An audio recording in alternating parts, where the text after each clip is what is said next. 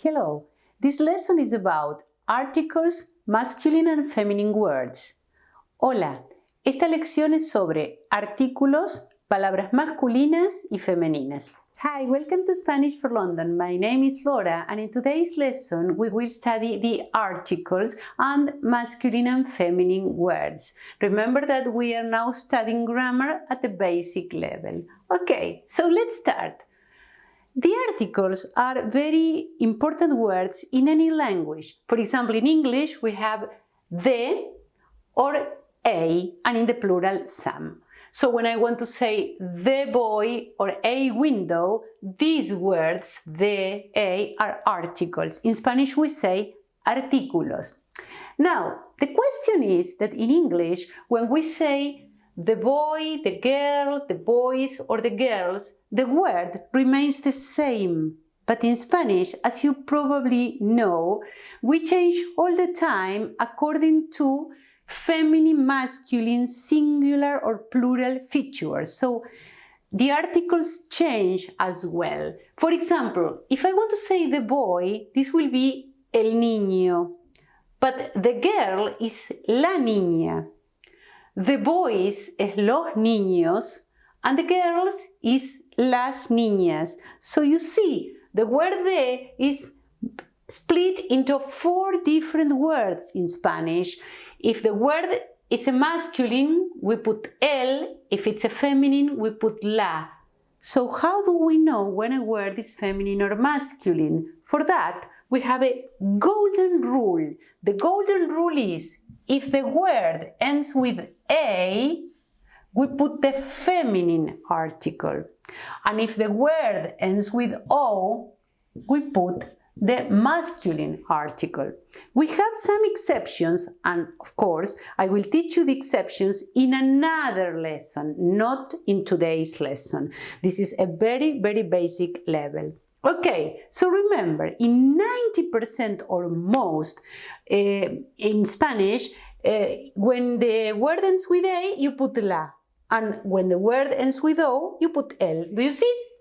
El niño, la niña. And in the plural, los niños, las niñas. Okay, now, this is very easy to understand because el niño is a boy and la niña is a girl. So feminine and masculine features associated with sex are very clear. But what happens with an object? When I want to say the table in Spanish, a table doesn't have sex. So how do I know if this is masculine or feminine? That's the real problem. Because in this case, you have to know because la silla, which is the chair, or the floor, which is el piso, they don't have sex, but they are.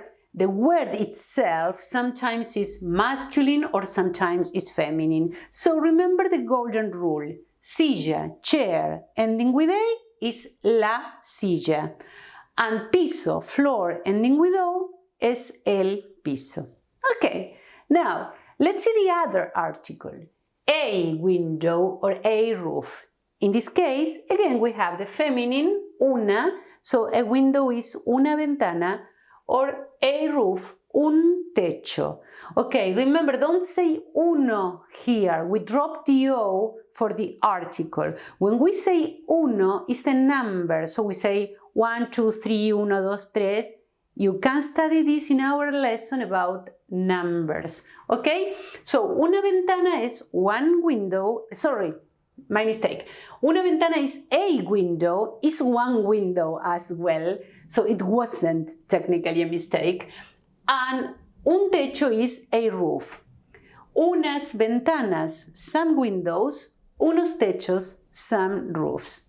Okay, and now, as you can see, this is absolutely easy. But the problem is that when you talk, when you write, but especially when you talk, you forget this rule very frequently. Why? Because it's not natural for you in English, so you have to practice. And you have to think that when you have a Spanish phrase, each word is part of a team. So each word is a part of the same team. They are working together to build the meaning. So when one of the words is a feminine word, you have to be consistent, put all the forms in the feminine. When one of the words goes in the plural form, put all the words in the plural form, and so on. So don't say, for example, which is absolutely frequent, una puerta alto. This will be wrong in Spanish. And remember, if you are doing your GCSE, your teachers will mark this as a mistake, okay? So remember, una puerta alta, no alto, unas puertas altas, un techo alto, unos techos altos, okay? Then you have to consider also that sometimes we use the articles in Spanish but not in English. So the rules to put an article in a word are different in different languages. For example, when we start a phrase with a noun in English, it's not mandatory to put the article. So we say houses are very nice here in this neighborhood.